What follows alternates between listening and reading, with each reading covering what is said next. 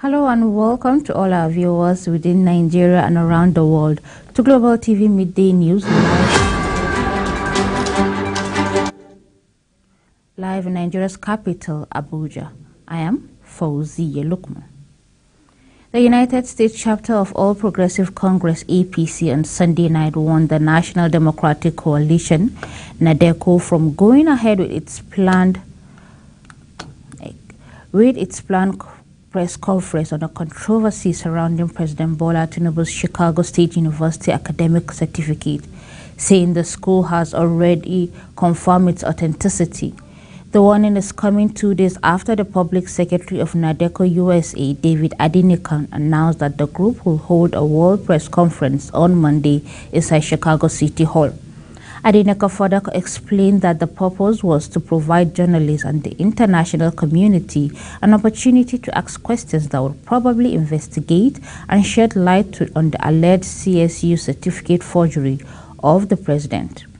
Reacting via a statement on Sunday night, the chairman of APC USA, Tai Bolafin, condemned the move, which he described as a smokescreen for vilifying the president.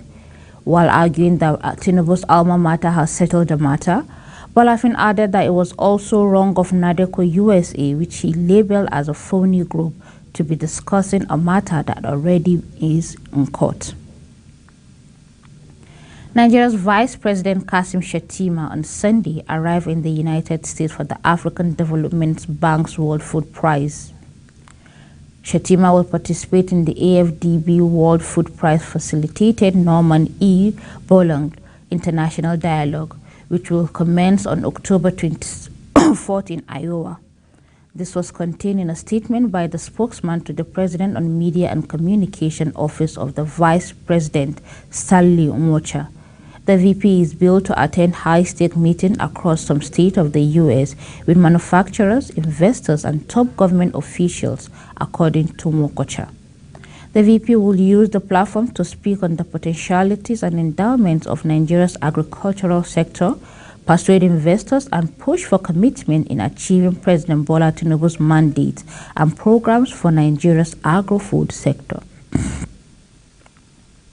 A 7-member panel of Supreme Court will today hear the appeal by Atiku Abubakar and Peter Obi challenging the judgment of the Presidential Election Petition Court, which affirmed President Bola Tinubu's election. Members of the panel, which are yet to be unveiled, will hear the appeal by Atiku Abubakar of the People Democratic Party, the Labour Party's Peter Obi, and the Allied People's Movement (APM), challenging the election of Bola Tinubu of the ruling APC.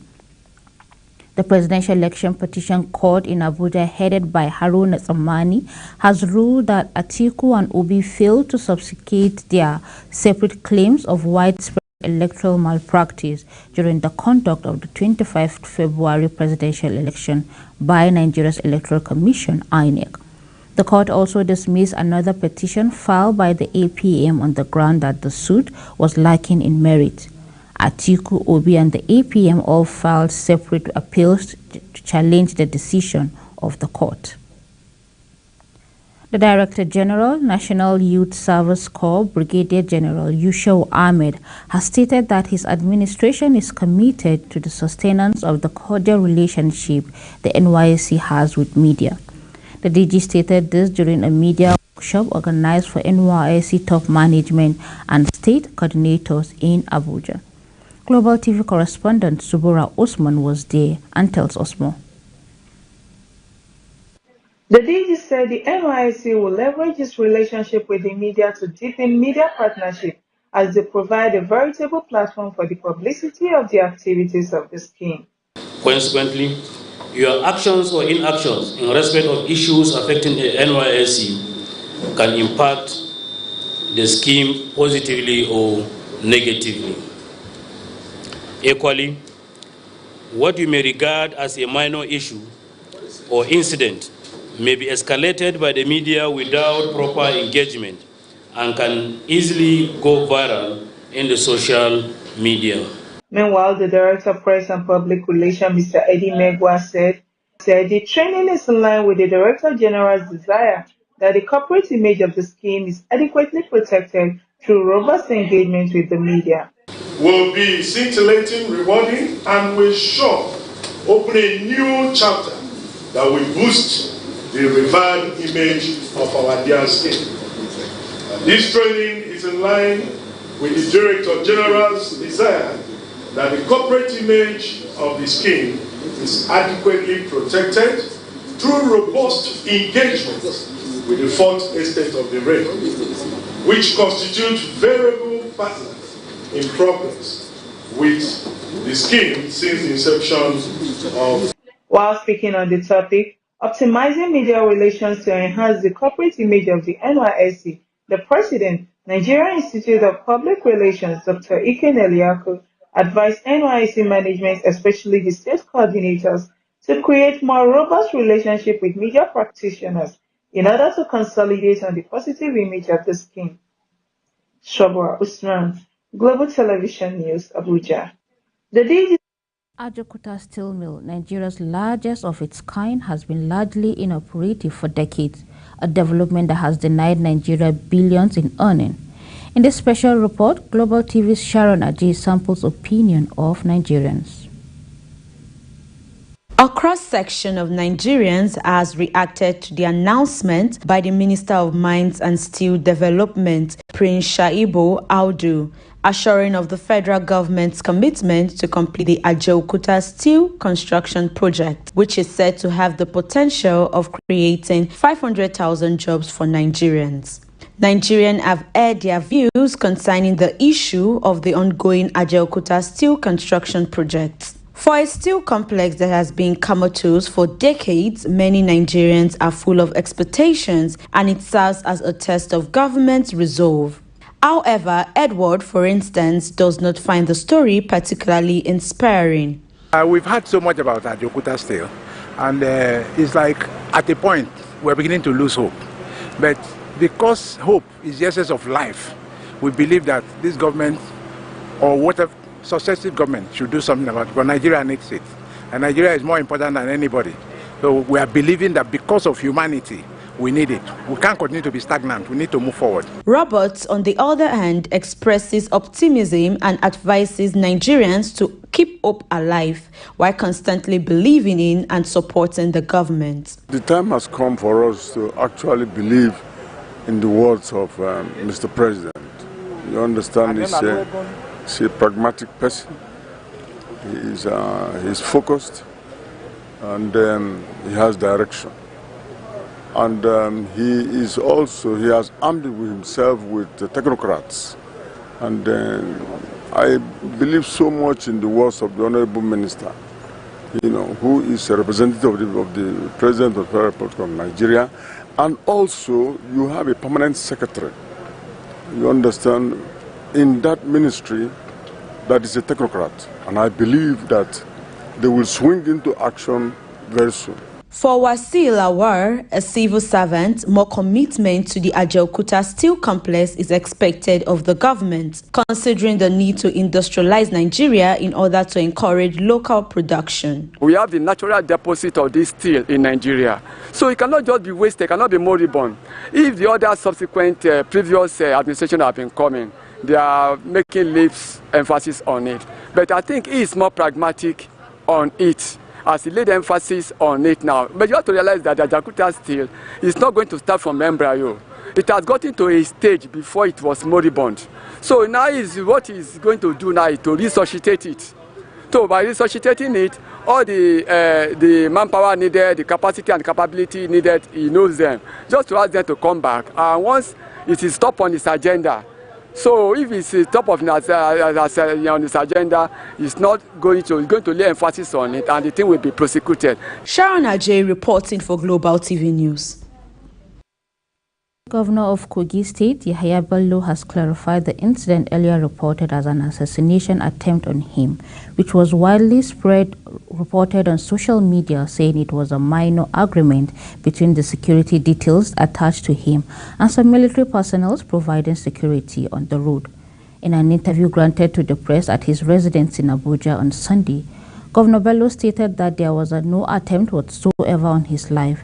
He clarified that while there was a minor fracas between men of the Nigerian police force attached to his convoy and those of the military unit manning the highways, the incident happened in the course of both units performing their lawful security duties.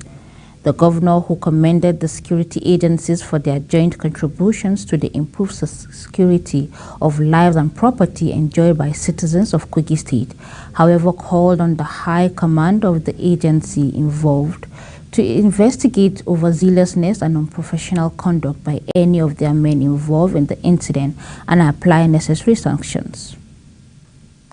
The Pharmaceutical Society of Nigeria, PSN, has disclosed that there are over 2 million unregistered pharmaceutical premises and 35 open drug markets across the country, making Nigeria a fertile ground for fake and substandard drug products. Disclosing this in Lagos during a press conference, the pharmacists also expressed displeasure over Nigeria's loss of over 6,000 pharmacists to brain drain in the last 6 years, while according to the PCN, more are preparing to leave.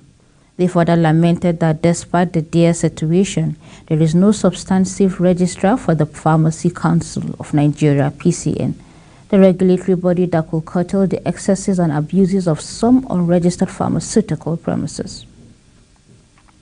Human rights lawyer Femi Falana, SAN, has called on the National Assembly to address Nigeria's worrisome out-of-school crisis to save the future of the country. Falana made the call in a speech he read at the Summit on the Nigeria's out-of-school crisis hosted by the UK charity IA Foundation in Lagos at the weekend. The activist says the refusal of the state government to make counterpart contributions to the Universal Basic Education Fund in the country was hampering access to basic education in Nigeria. Falana, in his speech made available to press in Abuja on Sunday, stressed the need for National Assembly to act fast, lamented that the number of out-of-school children in the country was alarming. As the war between Israel and Palestine rages on, global affairs analyst has continued to speak on the issue at the heart of the conflict. Speaking on Global TV's breakfast program, Global Morning during the week, Mukhtar Imam, an associate professor of international relations and diplomacy, discussed historical perspective to the conflict, foreign intervention, and the imperative of finding lasting peace. Uyi Abomofegui completes the story. Dr. Imam stated that the tussle between both countries far predates the current conflict as is being witnessed, stressing that it all goes as far back as events from over 100 years ago.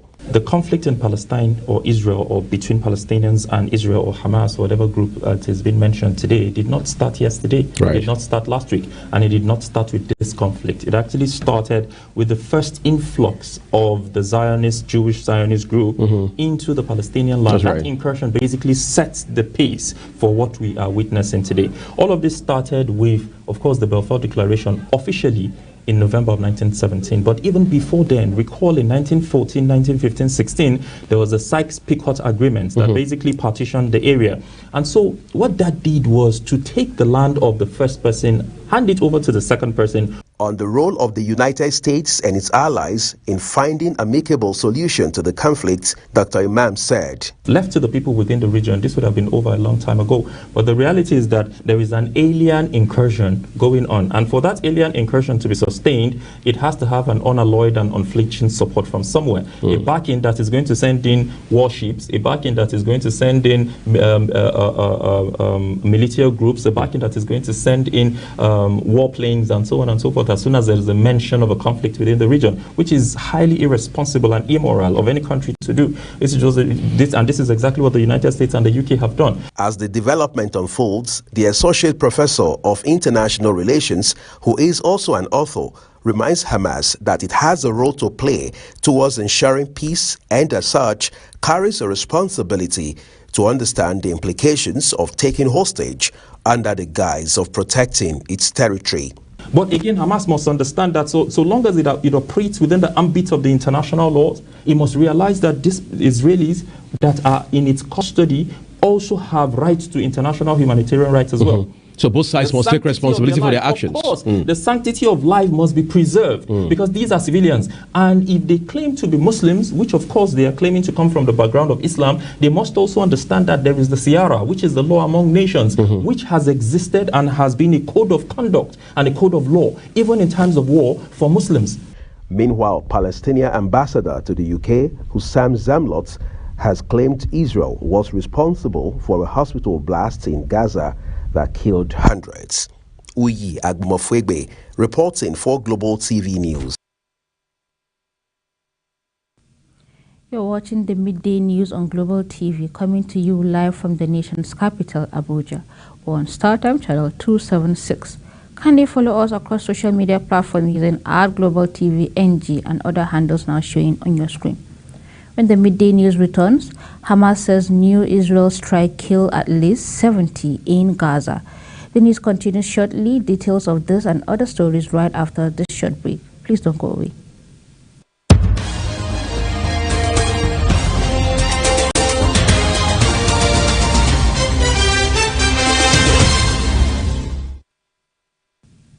This is Global Television bringing you live broadcasts of the midday news from the Nigeria's capital, Abuja. On a sad note, the heavy downpour of 20th October in the Federal Capital Territory has claimed the life of a 31-year-old motorcyclist, Yakub Loki, who drowned after he drove into the pool of water at Dogongada in Lukogoma district of the territory. The disease who defied warnings from the local divers station at Dogongada by the FCT Emergency Management Agency FEMA also navigated through the barricade placed by the agency. The search and rescue team of FEMA, led by the Director of Forecasting Response and Mitigation, Florence Wenijema, recovered the body of the deceased and deposited it at the Asokoro District Hospital, where a doctor confirmed him dead on arrival. Reacting to the incident, the Acting Director General of FEMA, Mohammed Sabo, appealed to the FCT residents to always heed to the warnings issued by the agency. Argentina Economy Minister Sergio Massa has defied expectations by winning more than 36% of the vote in Sunday's presidential election, putting him on course for a runoff contest with a far-right candidate, Javier Milei. Massa's lead was a surprise, as many had believed voters would punish him for presiding over a financial crisis. With almost all ballots counted, no candidate has received the necessary 45% of votes needed to win outright. There will therefore be a second round on the 19th of November in which voters will have to choose between Massa from the left-wing Paranaite. Milei, who had come first in the primaries in August, was relegated to the second place with 30% of the votes. Israeli strikes on Gaza overnight and early Monday has killed at least 70 people. Hamas officials said as the military stated that it has struck some 320 targets in the Palestinian enclave in 24 hours. The Hamas-controlled government media office in the blockade Gaza Strip said in a statement that more than 600 persons were killed in the Israeli raid during the night, including 17 who were killed in a single strike that hit a house in Jabalia in the northern Gaza. At least 10 other people were killed in new strikes on Monday morning. The media office says in a separate statement, bringing the overall toll since Sunday night to at least 70 deaths. Israel has warned more than 1 million residents in northern Gaza to move south for their safety, and the United Nations says more than half of the territory's 2.4 million population is now displaced. The federal government on Sunday announced that it attracted over $2 billion in investment in the renewable energy sector over the past decade. It announced this through the Rural Electrification Agency, REA, adding that in advancing this achievement, it established partnership with World Bank, African Development Bank, Global Alliance for People and Planet, Rocky Mountain and Institute, Japan International Cooperation Agency, and others. The Director of Promotion and Outreach, Muntari Ibrahim, who disclosed this in a statement issued in Abuja, said from 2020 to date, REA has provided power to over 7.5 million people, including 1.5 million households, delivering 130 mini-grid projects, including 1.3 standalone home system. The agency has equally deployed over 1,650 kilometers of solar street light, improving power security and economic growth in rural areas. The federal government agency stated that in 2022, as part of the National Poverty Reduction and Growth Strategy Program, the REA secured an additional 4 billion naira in capital injection grants. It says the grants were to provide clean power standalone home system to over 50,000 locations, including rural homes, micro-businesses, school and faith-based institutions. Minister of Housing and Urban Development Ahmad Dengio has communicated plans to develop cost-effective housing designs and promote the construction of quality and affordable housing for Nigerians. He says the plan will cater to the housing needs of 80% of low and medium income earners in the country. The minister made this known when he received the leadership of the Nigerian Institute of Quantity Surveyors, led by its president, Shonobi Olayemi, at the ministry's headquarters recently.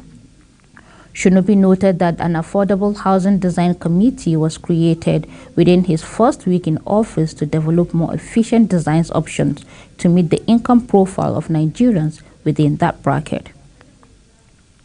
And now to sport, LeBron James head into the 21st season. The NBA revenues than ever than looks to lead the Los Angeles Lakers to a record-breaking 18th championship. James, 38, finished last season in a casual mood, hinting at possible retirement after the Lakers were comprehensively beaten by the Denver Nuggets in the Western Conference Finals.